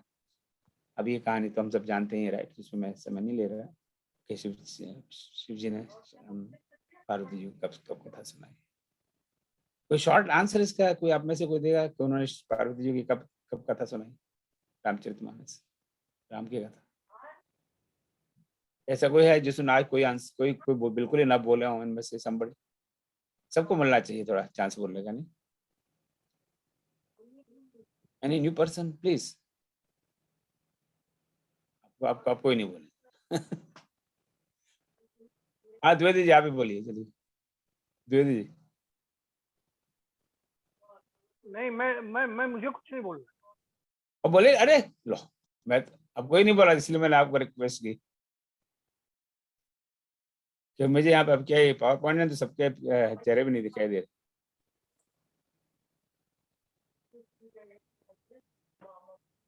एनीबॉडी एल्स, कोई नहीं बताना चाह रहा? ओह होने के बाद कैलाश में आराम कर रहे थे ना वो दोनों, तब शिव जी पार्वती जी ने अपनी प्रीवियस जन्म की बात की और बोला कि राम जी का वो हमें कथा सुनाई है, और फिर वो प्रश्न पूछते हैं और उसका जवाब देते हैं शिव जी। तो थैंक यू। तो हाँ बिल्कुल, तो जब उन्होंने सती ने नया अवतार लिया पार्वती के रूप में, तब उनको पूरा पूरा पता था कि पिछले जन्म में क्या हुआ। मुझे बड़ा भ्रम हो गया, और उस भ्रम को क्लियर करने के लिए मुझे पूछते हैं कि आपने पिछले जन्म में मुझे समझाया था, पर तब मुझे अकल नहीं थी, समझ में नहीं आया। आप बताइए कि ये राम कौन है, ये क्यों वन में भटक रहे हैं, और वो ब्रह्म है क्या है, क्या चक्कर क्या है। तब लगा कि तुलसी जी को अभी इनको क्यूरियोसिटी है, she wants to learn about it, और अब जो जानना चाहती हैं, सीखना चाहती हैं, तो आई शुड टेल। तो तब उन्होंने राम कथा पार्वती जी को सुनाना शुरू किया, और वो पूरी कथा अंत तक चलती है। हमने एक सेशन किया था यहाँ पर सैटरडे को, मानस इक्वल टू संवाद, तो I talked about all this extensively. यहाँ मेरा कहना ये था हाँ जी, कहिए कि ये मान तुलसीदास जी बताते हैं कि हमने इसका रामचरितमानस नाम क्यों रखा। ताते रामचरितमानस वर्ष, मैंने जब समय आया और वही कथा पार्वती जी को उन्होंने सुनाई। क्योंकि इस कथा की रचना शंकर जी के मन में हुई, मन माने मानस, ये मानसिक रचना थी, इसलिए शंकर जी ने इस कथा का नाम रामचरितमानस रखा। और मानस के बोलते हैं कि दो अर्थ हैं, एक तो मन से मानस बन गया, और दूसरे पवित्र मानसरोवर नामक एक सरोवर है जो, और रामचरित्र जो है वो भी मानसरोवर नामक पवित्र तीर्थ के समान है। तो दोनों अर्थों में रामचरितमानस, इसलिए शंकर जी ने अत्यंत हर्षित होकर इसका नाम श्री रामचरितमानस रखा। बिल्कुल, थैंक यू, बहुत सुंदर, बहुत सुंदर, थैंक यू वेरी मच। बिल्कुल, थैंक यू। तो आई थिंक ये तो अच्छा, इसमें एक थोड़ा सा ये इसमें हम लोग आपस में मतभेद हो सकता है इस सेकंड लाइन को पढ़ने में, लाइन नंबर 22। तो देखिए पहली लाइन है, राम रच महेश के निज मानस राखा, पाए सुसमय शिवासन भाषा। और तो भाषा पढ़े या भाखा पढ़े, मेरा व्यक्तिगत मानना है, एंड आई नो कि बड़े बड़े मैंने गायकों से सुना है, उन्होंने अलग तरह से गाया, तो वो राखा और भाषा पढ़ते हैं। पर मैं मानता हूँ कि ये कविता है, और ये राइम होती है, तो वहाँ राखा है तो वो ये भाखा है। और ठेठ अवधि में भाषा शब्द आई थिंक मैं नहीं मानता भाखा भाखा भाखा ही होना चाहिए, भाखा ही बोलते हैं अवधि में। तो मैं इसको भाखा पढ़ूंगा। तो जहां जहां मुझे इस तरह का लगता है कि वो राइम नहीं हो रहा, तो मैं ये जो बीच वाला श है, कटप्पा का कटा हुआ श है, जो उसको मैं स्वयं खा की तरह पढ़ता हूँ। पर हाँ, पर यहाँ जैसे रास्ता होता तो मैं इसको भाषा पढ़ता। मान लीजिए रच में मानस रास्ता, आपको रास्ता कोई शब्द नहीं है पर होता है, मान लीजिए for sake of argument, then I would have read it पाए सुसमय शिवासन भाषा। सो वो राइम हो रहा है। पर चूंकि यार राइम नहीं हो रहा है, तो मेरा ऐसा मानना है कि तुलसीदास जी इसको भाखा ही पढ़ना चाहते हैं, भले उन्होंने खा के बजाय ये लिखा हो। तो ये जो श है बीच वाला, इसको श की तरह भी और खा की तरह दोनों तरह से पढ़ा जाता है। तो जैसा जहाँ जैसा प्रयोग हो उस तरह से पढ़ना चाहिए, ये मेरा व्यक्तिगत मानना है। हो सकता है मैं गलत हूँ, तो आप खा ही है तो बोलते हैं, वो मूर्धन्य स को खा ही बोला जाता है। ईस्टर्न लैंग्वेज में, मैथिली में भी ऐसे ही भाखा भाखा बोलते रहते हैं। हाँ ठीक है, थैंक यू। और बहुत संस्करण में खा ही लिखा हुआ है बहुत जगह, भाखा। ओके, तो जो अभी द्विवेदी जी बात कर चुके थे, थोड़ा हमसे आगे हो गए तो अच्छा ही रहा। तो ताते रामचरित मानस बर धरे नाम हेर हर्ष हर, कहो कथा सो सुखद सुहाई, सादर सुनो सुजन मन लाई। सो द्विवेदी जी इसको अभी एक्सप्लेन कर चुके हैं, तो I will not go over that in any long explanation. मैं घड़ी की तरफ थोड़ा देखता रहूं। तो इसीलिए मैंने इस वर कोई श्रेष्ठ, हम देख चुके हैं पिछली बार, वर जहाँ आएगा, वर का मतलब वर और वर का मतलब श्रेष्ठ। तो श्रेष्ठ रामचरितमानस धरे वो नाम हिय हेर, और एक दो शब्द देख सकते हैं, हिय हिय वो हिय हिय हिय मतलब अपना हृदय, राइट, वो कई बार शब्द आता है, तो मैं ध्यान रखना। और हेर यानी टटोलकर, सो हेर इन टटोलकर, हर्ष हर। अब यहाँ पे मैं इसको अब हर्ष भी पढ़ लीजिए, हर्ष भी पढ़ लीजिए, आई डोंट रियली माइंड। सो मैं उसका नाम रामचरितमानस हरख, मतलब हरख मतलब बड़े मन से आनंद से रखा है। कहूँ कथा सोई सुखद सुहाई, सादर सुनो सुजन मन लाई। I think rest of that is all very obvious. अब इस समय यानी सारे के सारे लेट मी सी,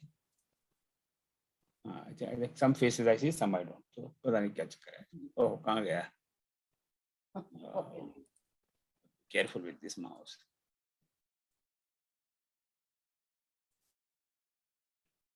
अब यहाँ पे एक मेरे क्वेश्चन डाला है, क्वेश्चन नंबर 5।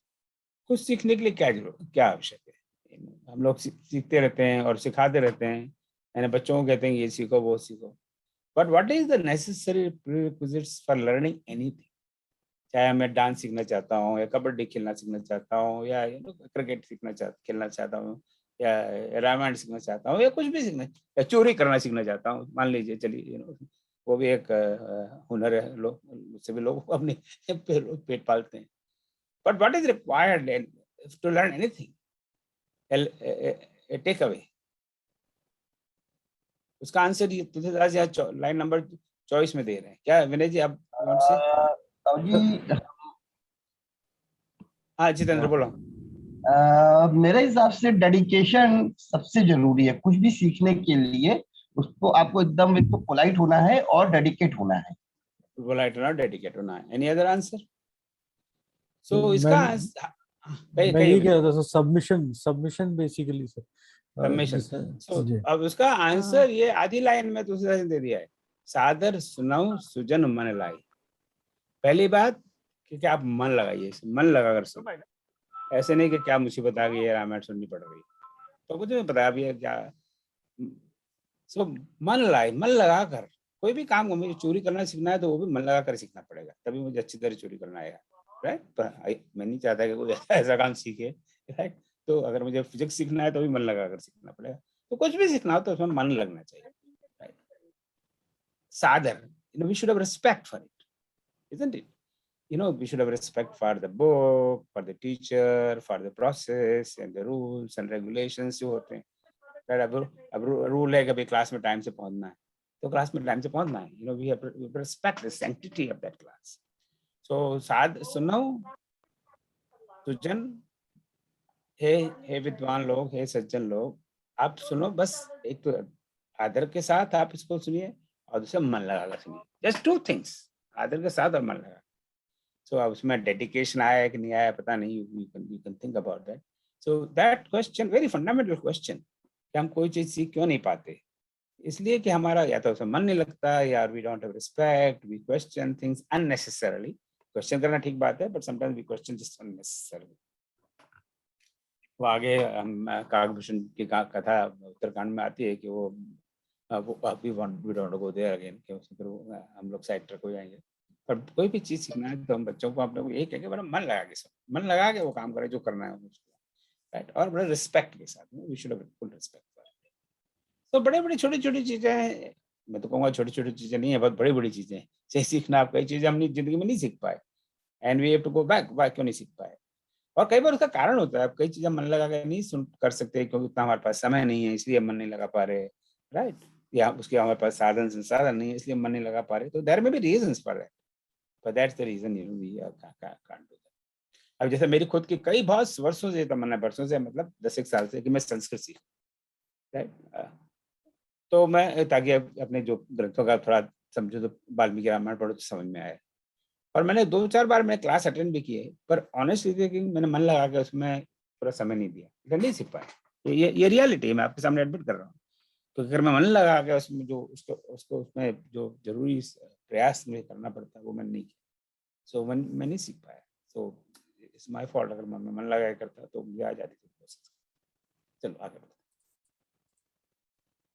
सो इसकी तो आपने बात कर ली है। अब this is the most important line of Ramayan in some other ways. Most important in the sense of most often read. इस समय आपकी घड़ी में कितने बजे हैं? मेरे घड़ी में 11:33 है, आपकी घड़ी में होंगे 10 बजकर जो भी टाइम है। इस समय इस विश्व के अंदर कितने लोग इस रामायण इस लाइन को पढ़ रहे हैं, मंगल भवन मंगल पढ़ रहे होंगे या सुन रहे होंगे? Again we don't have any data, पर इस समय भी सैकड़ों लोग इस रामायण को सुन रहे हैं, इस लाइन को सुन रहे हैं। मैम इसका कोई किसी को रिसर्च करनी चाहिए, आप में से कई लोग रिसर्चर्स हैं, क्योंकि ऐसी कौन सी लाइन है या कौन सा श्लोक है, चौपाई है या किसी भी लिटरेचर में जो इतनी बार पढ़ी गई हो कि उसका एक वर्ल्ड रिकॉर्ड, तो पता नहीं करोड़ों बार ये लाइन पढ़ी गई और करोड़ों बार रोज पढ़ी जा रही है। इज दैट ट्रू और नॉट? कोई भी रामायण का पाठ हो, सुंदरकांड का पाठ हो, संपुट में ये लाइन लोग यूज करते हैं, मंगल भवन मंगल हारी बिहारी, फिर आगे की चौपाई, आगे का दोहा। So I would like to put a claim, this is the most widely read line in the entire literature, in the history of literature. मेरे पास I don't have a proof. अब आप मुझे wrong proof कर दीजिए, मैं गलती मान लूंगा और आप विड्रॉ करूंगा अपना स्टेटमेंट, राइट? तो इस लाइन का अर्थ जो करोड़ों बार पढ़ी गई है, unfortunately most of them who have read it don't know the meaning of it. ये हमारा बहुत बड़ा दुर्भाग्य है। कहीं अखंड रामायण चल रही हो और वहां पे हर दोहे में ये संपूर्ण यूज होता हो, उसके बाद में आप पूछिए उनको कि लाइन का क्या अर्थ है, I can guarantee you 90% people will not be able to give you the answer this question. This is the reality of it. और ये मैं अपना एक्सपीरियंस कह रहा हूँ, ये मेरा स्पेकुलेशन है। और जब ये बात हम कहते हैं तो लोग बुरा मान जाते हैं, हम लोगों को बुरा मानने की बहुत आदत है, देखो हम बड़ा अपने आप को होशियार समझता है। होशियारी वाली बात नहीं, एक लाइन को हम हजारों करोड़ों बार पढ़ चुके हैं, we should know the meaning of it, right? So I will spend just 2-3 minutes on this line. So अब तुलसीदास जी, अब देखिए दोहा में 112 पे हमने बहुत सारा मटेरियल स्किप कर दिया। So मंगल भवन मंगल हारी, हे मंगल के भवन, that part we understand. मंगल तो हम समझते हैं अच्छी बात, मंगल प्रसंग है। मंगल भवन, मंगल के घर, अबोर्ड। अमंगल हारी, अमंगल को हरण करने वाले, अमंगल को नाश करने वाले, अमंगल को दूर करने वाले। So that half line is very easy. तो हम किसी को एड्रेस कर रहे हैं जो मंगल देता है, जो मंगल का भवन है, और अमंगल को ले लेता है। अगेन तुलसीदास जी हमको बताएंगे नहीं किसकी बात कर रहे हैं, वो बहुत हमें तंग करते हैं। मुझे तुलसीदास जी बहुत गुस्सा आ रहे हैं, कितना तंग करते हैं, कम से कम डायरेक्टली बोलो भाई, पर उनको आदत पड़ गई वो तंग करने की। तो हे मंगल के भगवान, हे मंगल के हारी, तो हम कह रहे हैं कौन किसकी बात कर रहे हो? राम की कर रहे हो, शिव जी की कर रहे हो, कृष्ण भगवान की कर रहे हो, गुरु जी की कर रहे हो, किसकी कर रहे हो भाई? तो अब वो हिंट देना शुरू करते हैं, द्रभौ सो दशरथ अजर अजर बिहारी। सो द्रभौ, सो, और द्रभौ वर्ड हम पहले देख चुके हैं पहली क्लास में, so I will not emphasize that. सो आप द्रवित हो, तो कह रहे हैं आप द्रवित हो जो आप मंगल के भवन हो और अमंगल को दूर करने वाले हो। अगेन अभी बताओ कौन? दशरथ। उससे कोई दशरथ से लेना देना है तो दशरथ तो हम जानते हैं, हाँ पता दशरथ, अच्छे से पता। अजर बिहारी, अभी अजर बिहारी क्या है? इन दिस वर्ड अजर is not known to vast majority of Ramayan readers. मैं सारी जनता की बात नहीं कर रहा, पब्लिक की बात नहीं कर रहा, हिंदी भाषाओं की बात नहीं कर रहा। अजर का मतलब होता है, अब आप लोगों को तो पता है क्या होता है। आंगन। अजर का मतलब है घर का आंगन, कोर्टयार्ड, फिजिकल स्पेस, राइट? सो जो दशरथ के आंगन में बिहारी, यानी बिहारी, बिहारी मतलब ये नहीं कि बिहार का रहने वाला, तब बिहार बना नहीं था, बिहारी। अब आज तो बिहारी कहेंगे तो भैया ये पटना का रहने वाला हुआ, तो वो वाला बिहारी उन्हीं के बारे में बोल रहे हैं शिव जी। बिहारी है ना, बिहार, तो जो आंगन में विहार करते हैं, राइट?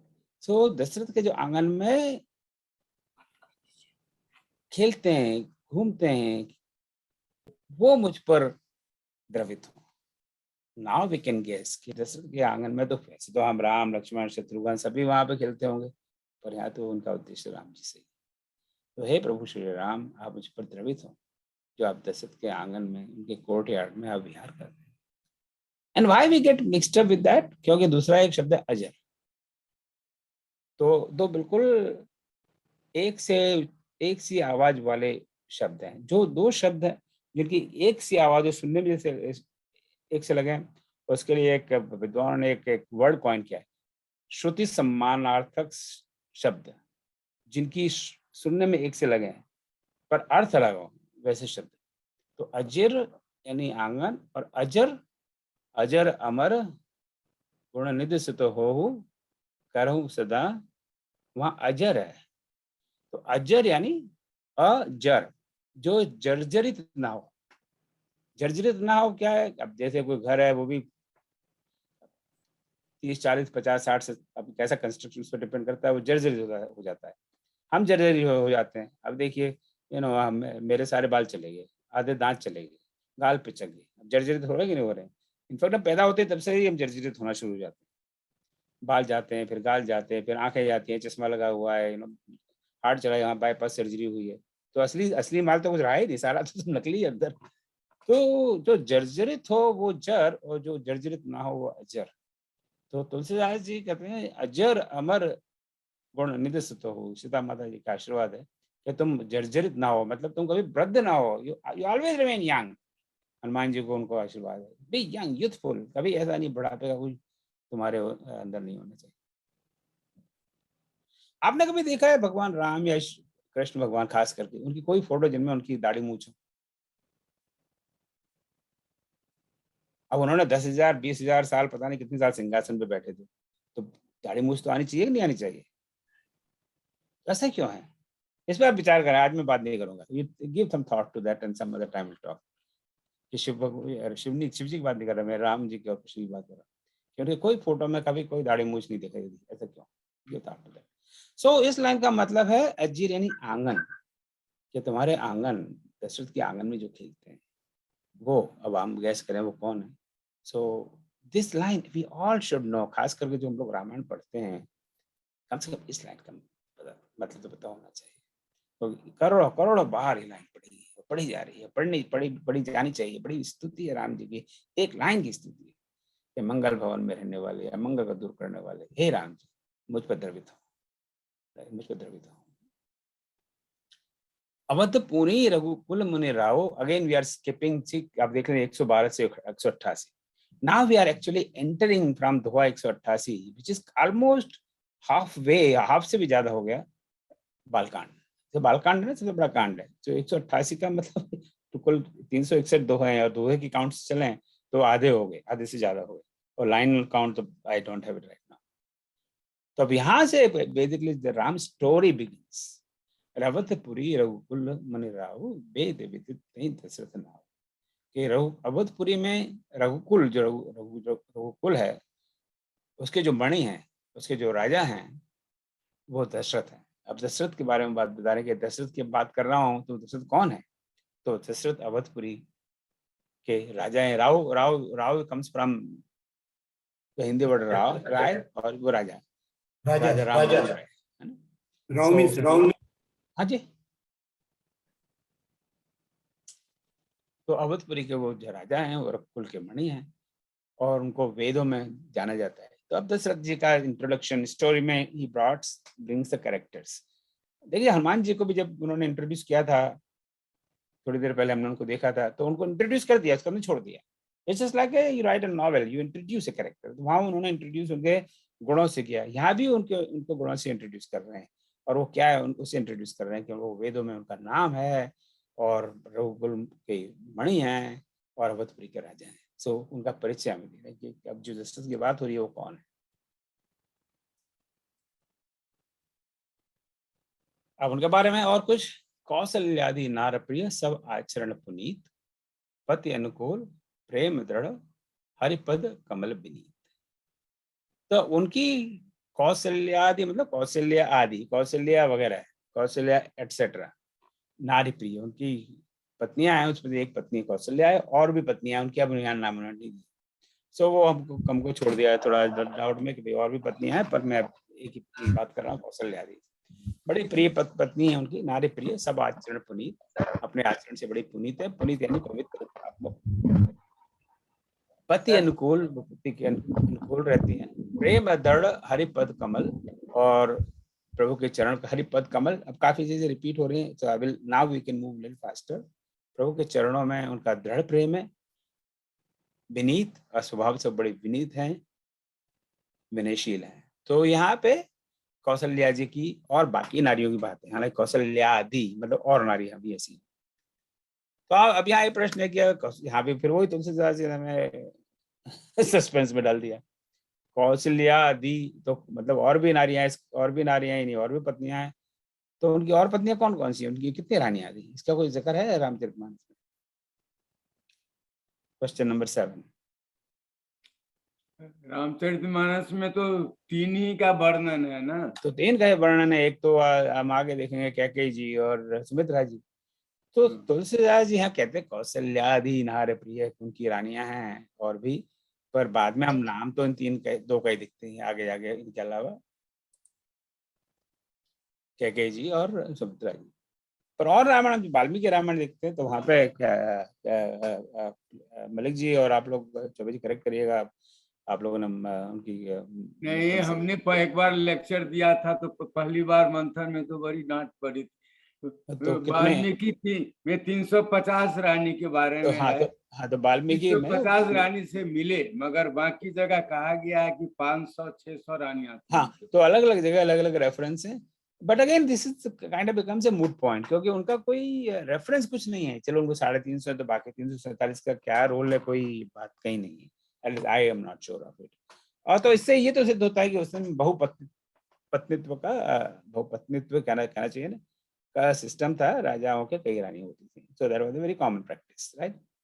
अब आगे हम जाके देखते हैं कि भगवान राम ने वो प्रथा को बदल दिया। उन्होंने एक पत्नी का व्रत लिया, और इवन सीता के वन निष्कासन के बाद उन्होंने दोबारा, हालांकि उनको अश्वमेध यज्ञ करना था जो उस समय की प्रणाली थी, उन्होंने एक सोने की मूर्ति को बगल में बैठा के सीता की मूर्ति को बुला के यज्ञ किया। दोबारा विवाह नहीं किया, वो कर सकते थे, उनका उस समय आवश्यकता भी थी, फिर भी ही डिडंट डू दैट। तो यहाँ पे इस दोहे में तुलसीदास जी ब्रिंगिंग, तो अब कैसे आप उपन्यास लिखते हो, लेखन कला। एक दोहे में उन्होंने एक चौपाई में पहले दशरथ महाराज को इंट्रोड्यूस कर दिया, अब कौशल्या जी और उनकी रानियों को इंट्रोड्यूस कर दिया।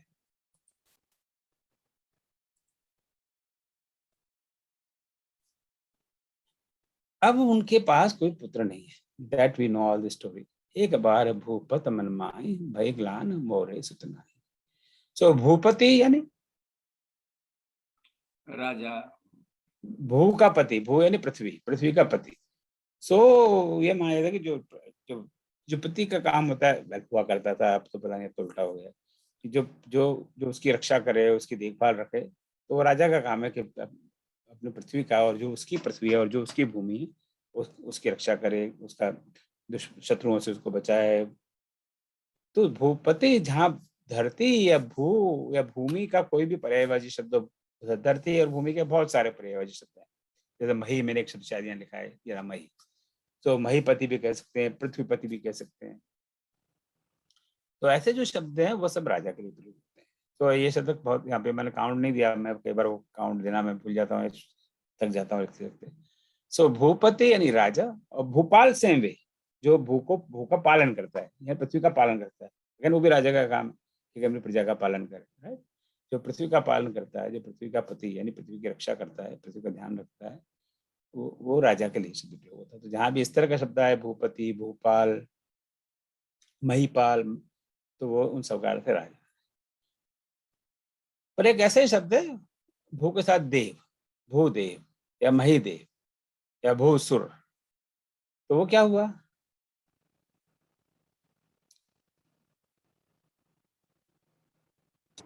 ब्राह्मणों के बारे में भूदेव जो पृथ्वी के देव हैं, एक तो देव हैं जो ऊपर हैं आसमान में, स्वर्ग में, या कहीं पता नहीं कहाँ हैं, और जहाँ पृथ्वी पर जिनको देव माना गया उस समय, वो ब्राह्मण, महीदेव, भूसुर, जो पृथ्वी पर जो साक्षात देव मनुष्य के रूप में ब्राह्मण। सो ये 2 शब्द बहुत बार आएंगे रामायण में। सो व्हेनेवर वी सी पृथ्वी के साथ देव या देवता ऐसा शब्द है, तो उसका मतलब है ब्राह्मण। तो अगर राम जी परशुराम को उस समय एड्रेस करेंगे तो भूदेव कहेंगे, क्योंकि वो तो ब्राह्मण के वेश में वहां है, राइट। वो क्षत्रिय के वेश में नहीं आए, तो ब्राह्मण है, भूदेव पृथ्वीमयी। फिर इसी से चूंकि इसी विषय पर है तो भूधर, राइट। सो भूधर यानी जो पृथ्वी को धारण करता है। अब ये थोड़ा सा उल्टा है कि पृथ्वी को धारण करता है वो पर्वत के लिए। अब तो पर्वत कैसे धारण करता है पृथ्वी? तो उल्टा है, पृथ्वी पर पर्वत है, पर्वत पर पृथ्वी थोड़ी है। So this is to be understood in the sense that जो पृथ्वी को धारण मतलब पृथ्वी को संभालने वाला, कि इतने सारे पर्वत हैं इसीलिए पृथ्वी एक काइंड ऑफ टिकी हुई है, नहीं तो ये पर्वत हट जाए तो पृथ्वी हिलने लगेगी। ये इस तरह की मान्यता है।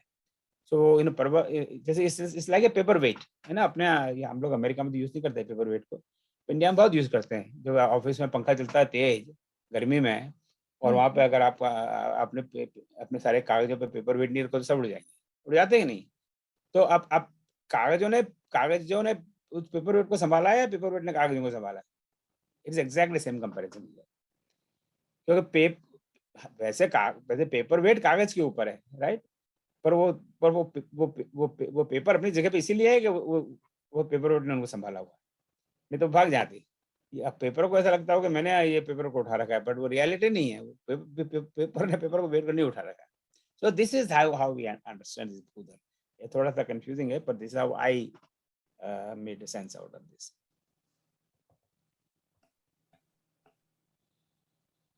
टाइम हो गया नहीं? हाँ टाइम हो गया। Let me move in fast, एक दो लाइन और चलते हैं। सो एक बार भूपद मन भाई भय ग्लान मोरे सुतनाई, कि भाई मेरे तो कोई पुत्र ही नहीं है। उनको इस बात का मन में भाव आया। सो निज दुख सुख सब गुरु ही सुनाए। ये तो बड़ा सीधा है कि अपना जो गुरु सी उस समय सबसे पहले कहाँ जाते थे? कोई प्रॉब्लम होती है तो अपने गुरु के पास जाते थे। अब आज मेरा पुत्र नहीं हो या मेरे पुत्र का पुत्र नहीं हो, अब मेरे तो उम्र निकल गई पुत्र होने की, तो हम क्या करेंगे? हम सीधे साधे डॉक्टर को कंसल्ट करेंगे, भाई कि अभी हमारे बहू को बेटा नहीं हो रहा, इसको चेकअप करवाओ। तो पहले तो बहुओं की चेकअप होती थी, सारा फॉल्ट बहुओं का ही माना जाता था। अब पता लगने लगा कि बहू का जरूरी नहीं कि बहू का ही फॉल्ट हो, बेटे का ही फॉल्ट हो सकता है। तो उनके चेकअप करवाओ, फिर उनका इलाज करवाओ। गुरु को कौन पूछता है? पर पहले ये सिस्टम था, गुरु के पास हो सकता है। और आई एम वेरी श्योर कि उनके पास बड़े बड़े वैद्य होंगे दशरथ जी के पास। वो अपने वैद्य के पास नहीं गए कि भैया अभी क्या चक्कर है, मेरी 3 बीवियां हैं और 350 बीवियां, पर एक भी मेरा संतान नहीं है, तो आप कुछ आपके पास कुछ कोरोनिल वगैरह टाइप की दवाई है? तो वो ऐसा कुछ नहीं। वो अपने गुरु के पास गए। निज दुख सुख सब गुरु ही सुनाया। तो गुरु को अपना उन्होंने दुख बताया कि सुख दुख की बातें करती हैं, कहे वशिष्ठ बहुविधि समझाए। सो वशिष्ठ ने उनको बहुत प्रकार से समझाया। फिर यहाँ पे दूसरे तरह से हमारे लिए छोड़ देते हैं ये प्रश्न कि भाई ये बहुविधि यानी किस किस प्रकार से समझाया। तो we can talk about that, पर चूंकि समय नहीं है तो I am going to skip this. So we need to think about it कि गुरुजी ने उनको किस तरह से समझाया होगा ताकि उनके दिमाग में समझ में आए। और अंत में एक धरो धीर हो है सुचारी, त्रिभुवन विदित भगत भयारी। ये हे राजा, धरो धीर, थोड़ा धीरज रखो, तुम्हारे 4 पुत्र होंगे। डोंट वरी, तुमको तो एक के चक्कर में हो, तुम्हारे 4 होंगे, डोंट वरी अबाउट इट। और वो ऐसे वैसे नहीं होंगे। त्रिभुवन विदित भगत है यारी, उनका तो तीनों लोकों में नाम होगा। और भगत यानी भक्तों के भय को दूर करने वाले। So what a relief. तो यहाँ पर जो लेसन फ्रॉम दिस लाइंस, मुझे घड़ी पहननी चाहिए तो पता लगे। I am just with this line I am going to stop. So बार बार वो समझाते हैं कि उनको समझा देते हैं। अब यह है कि इससे लेसन क्या है, राइट? कि लेसन है दैट वी शुड, अब आज के जमाने में it did not be your guru, you know, in literal sense, somebody who can give you good advice, right? Somebody who can navigate for the problem that you are having. अब हर problem का solution हमारे पास नहीं। हमारे पास कोई भी problem है, चाहे financial problem हो, चाहे बच्चा नहीं हो रहा है या बहुत ज्यादा हो रहे हैं, या जो भी है ना, पढ़ाई लिखाई में दिक्कत आ रही है, हम कॉलेज में एडमिशन नहीं मिल रहा है, या व्हाटएवर, या हमें अमेरिका नहीं जाना है, उसका वीजा नहीं मिल रहा है, हर तरह के प्रॉब्लम है इस इस भौतिक संसार में। So we need to consult somebody who can give us the right direction, right path. हो सकता है कि उनके पास सोल्यूशन खुद के पास ना हो, पर वो आपको बता सकते हैं कि भाई इसका सोल्यूशन वहां मिल सकता है, और आप उसके पास जाइए, right? So this is about, okay, we are out of time, so we will not go over that. So तो मेरी आपसे प्रार्थना रहेगी कि जो शेष जो है उसको आप स्वयं जरा पढ़ें, और अगली बार इसकी पावर पॉइंट में अभी क्लास खत्म होने के थोड़ी देर बाद I will send on the group, और कोई प्रश्न हो तो आप ग्रुप में डाल दीजिए, और नहीं तो फिर अगली बार लेंगे। ठीक है, कैन वी स्टॉप नाउ?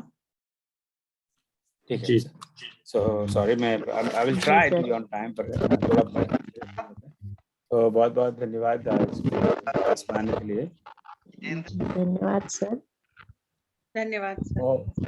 ओम सर्वेषां स्वस्तिर्भवतु, सर्वेषां शान्तिर्भवतु, सर्वेषां पूर्णं भवतु, सर्वेषां मङ्गलं भवतु, सर्वे भवन्तु सुखिनः, सर्वे सन्तु निरामयाः, सर्वे भद्राणि पश्यन्तु, मा कश्चित् दुःखभाग् भवेत्। ॐ वसतो मा सद्गमय, तमसो मा ज्योतिर्गमय, मृत्योर्मामृतगमय। ॐ शान्ति शान्ति शान्ति।